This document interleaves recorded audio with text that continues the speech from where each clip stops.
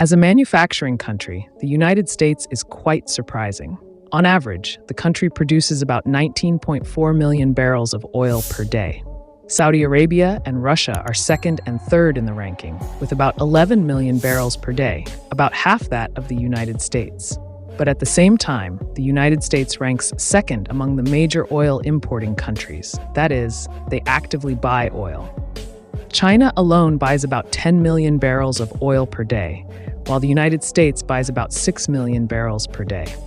Canada, Mexico, Guyana, and again Saudi Arabia supply the US with oil daily. Actually, there's a long list of about 15 countries, but this is not unusual because it is a large country that does not have enough oil production of its own, forced to buy oil from other countries. The United States is the world's largest oil consumer, consuming about 21 million barrels of oil in 2019, which is 20% of the world's total oil consumption. 21% is a big part for a country. But I tell you, the United States sells a large portion of the oil it produces on its own soil. Then the United States ranks fourth among the world's largest oil exporters, meaning they sell a large amount of crude oil.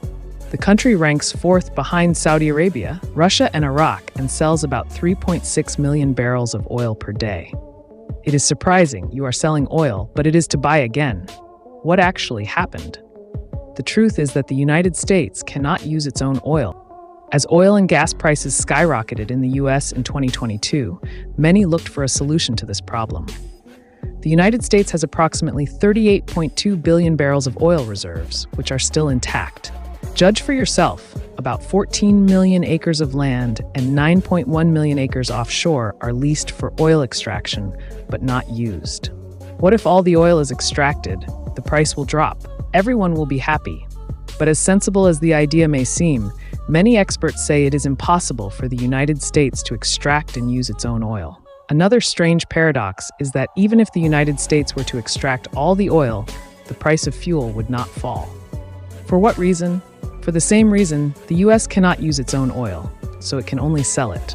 A few years ago, the United States set a record for domestic oil production and has continued to grow ever since. For example, the country's oil trade balance in 2018 was the best in 50 years. Furthermore, the United States is already able to produce enough oil to meet its needs. Whereas in 2020, the United States produced 18.4 million barrels of oil and consumed 18.12 million barrels of oil. So, some oil must have been left for the future. But how does such a large import fit into this problem? To know the answer to this, you need to understand a very important thing. Although oil is traded globally as a major commodity, it is not directly usable by almost anyone. Oil is processed into the fuel, materials, and products we use every day. A barrel of oil is of no use to anyone. However, the physical characteristics of oil, where the oil is extracted, where the refinery or production facility is located, or where there is peak consumer demand, determine its performance and its value. Yes, there are different types of oil, depending on density, presence of sulfur, viscosity, presence of impurities, etc. You need a specific type of oil depending on what you want to produce. Based on this, people decide what to do with the oil they extract. If you want to put it simply, oils can be roughly divided into light and heavy types. The type of light crude oil that everyone is familiar with is less dense than water. It can be easily used at room temperature. Heavy oil and bitumen are also other types of crude oil. The chemistry of these oils varies so much that you cannot refine all oils in the same way. This refining process differs according to the type of oil. We understand roughly the oil situation, but let's look again at the US situation. Much of the oil extraction, refinery, and fuel transportation infrastructure is located in the Mid-Continent and Gulf of Mexico coastal regions.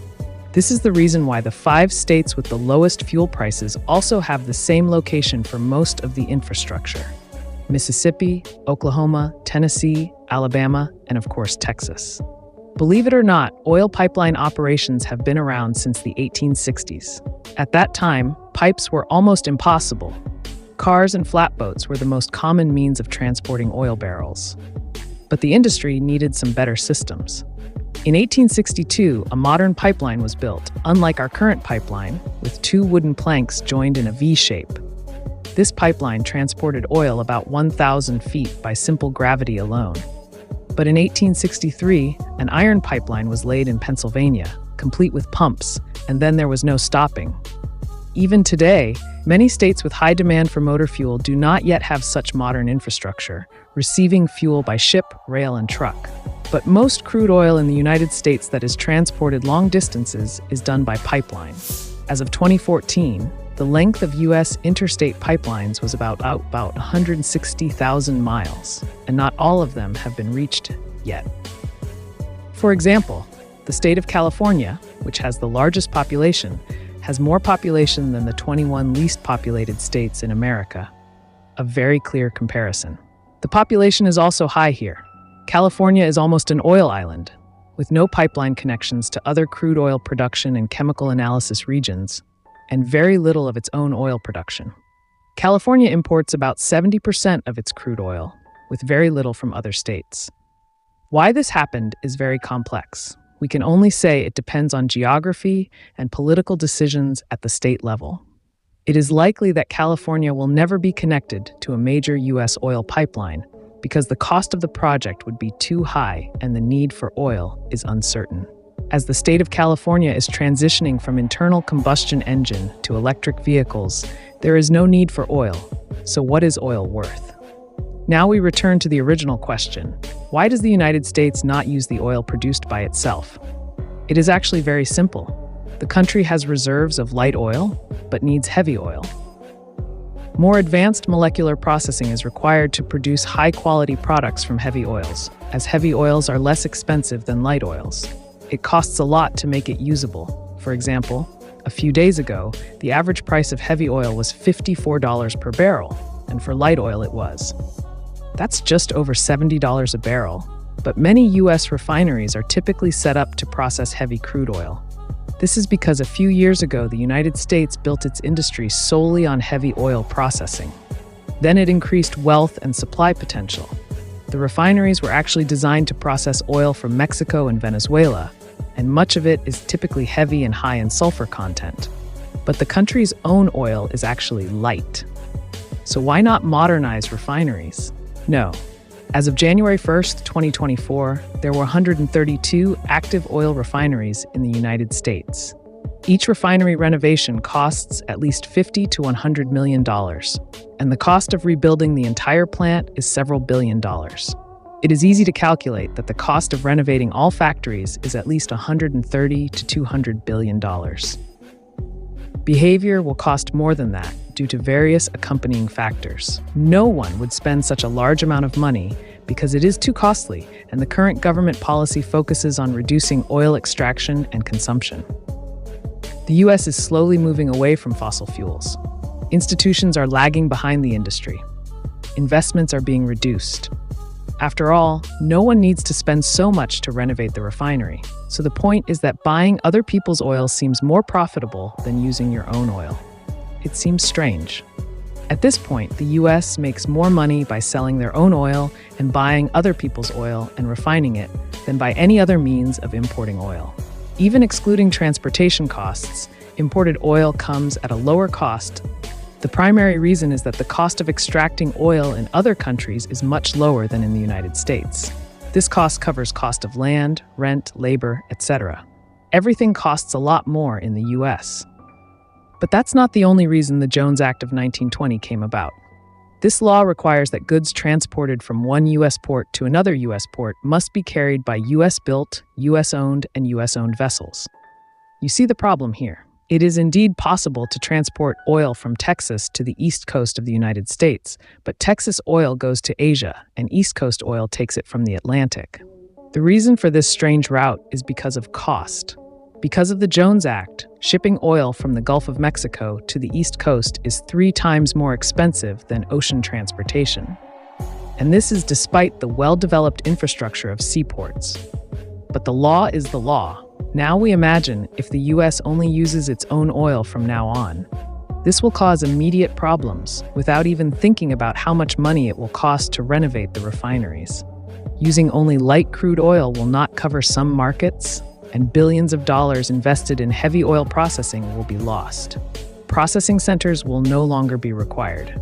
In fact, a survey of energy experts found that nearly 2/3 of respondents said that energy independence is not a reasonable goal. So if the US stops buying oil and uses only its own oil, it will not bring any good. Estimates factories can start processing local light oil. Now, it will be expensive because this oil is extracted from the ground in the wrong place, so we have no infrastructure to bring the oil to factories. And it's all lifted for local consumption will fail. But here's the interesting part. The US has its own heavy oil and short oil sands, mainly in California, Alaska, Utah. They require more energy and water to extract and process than light oil, so more expensive, plus the amount of this oil is very low, about 10% of the total amount, and it will not meet the demand. Even if these oil deposits existed, developing them would be more expensive than buying foreign oil, and it's not just a matter of money. It will take a lot of time. Also, to construct necessary drilling rigs, it will take at least 2 or 3 years. Lifting is not the fastest job. We see the oil in 6 months or even 8 months when it starts filling, and it is always needed in large quantities. So what we end up with is stop buying oil. Construction of all necessary lifting facilities will not work. The reserves will run out, the country will stop, the oil crisis will begin. To avoid this crisis, it is very expensive to gradually improve by building lifting facilities from time to time. And with the rise of green energy, it may even be pointless. To top it all off, in April this year, the US banned fossil fuel drilling in nearly half of the National Petroleum Reserve in Alaska. This step is taken to protect the environment, as the area is home to protected species, such as polar bears and caribou. Although it is here that the US Navy's Underground Emergency Oil Reserve, established in the 1920s, is located. But decisions to protect the environment have come with criticism and approval at the same time here. And it comes to us that everything is changing. Even old oil sources are suddenly banned. What kind of oil are we going to change? According to our first numbers, America produced the most oil in 2023. It is clear that with the advancement of technology, the oil industry is also growing, and the demand is increasing. US breaks all records, with US oil production hitting record 13.4 million barrels per day in August 2024. When oil and gas wells are no longer used, operators keep them sealed so that chemistry does not occur. It is estimated that it will cost $30 billion to do this. So it seems that well owners are all expecting the best oil. Some oil formations pose a potential threat to the environment while diving, while others can become a haven for marine life.